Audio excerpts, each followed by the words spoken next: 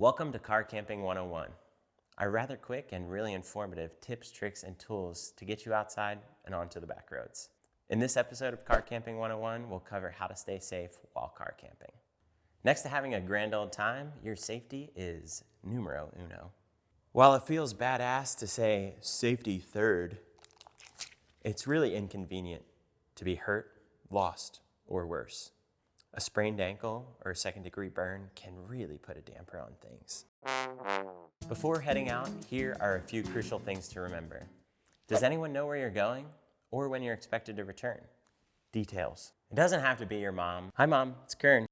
Or the person you list on your emergency contact sheet, but please let someone know where you're going and when you plan on returning. Just calling to let you know that I'm going car camping again this weekend. Okay, thanks, love you, bye. Do you know what the weather is? Check the weather report.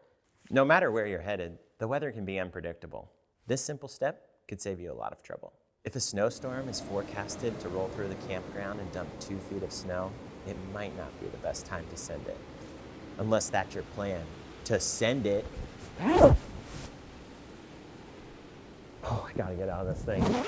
Now that you've told your mom where you're going and you've checked the weather, do you have what you need to stay safe? Be sure to bring food and water. While the human body can live 30 to 40 days without food, one can only survive 2 to 3 days without water. And I wouldn't recommend trying that. Do your research and find out if there's a potable water source where you're headed, because water is used for much more than drinking while car camping, like cooking and cleaning, and water fights. Next, pack a med kit and learn what's in it. Make sure the basics are covered. Hand sanitizer, Band-Aids, gauze and tape, triple antibiotic, ibuprofen, burn cream, some Pepto, along with some electrolytes. Cars break down all the time. In the event that your car battery dies, bring jumper cables. That way you can kickstart your clunker and cruise home. Remember, red is positive and black is negative. If you have trouble remembering which is which, you can always grab a permanent marker and put a plus on the red clamp, marking it positive. If you plan to travel solo, a portable jump starter might be a safer bet because it takes 2 to tango and functionally used jumper cables. Speaking of cars, they are pretty great when it comes to safety. In an emergency, you could turn on the heat and warm yourself up, or turn on the AC and cool yourself down. One thing to be aware of, though, is carbon monoxide poisoning. While the primary dangers of carbon monoxide poisoning exist in enclosed areas, such as this garage, it's not advised to sleep in your car while it's running. Finally, do you have a way to communicate?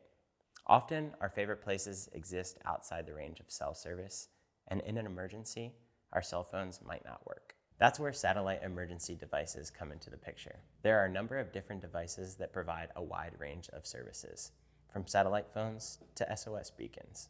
The Somewhere Global Hotspot turns your cell phone into a satellite device, providing you with off-the-grid access to messaging, tracking, and weather reports, while the Garmin InReach is a self-contained device. Both of these devices operate on a subscription-based service. We could go on and on about how to stay safe while car camping, and we'll cover some important issues, like how to safely store food in bear country. For now, we hope this gives you a good foundation for feeling safe. As always, if you have any questions, you can ask away in the comments below. Until then, we'll see you on the back roads.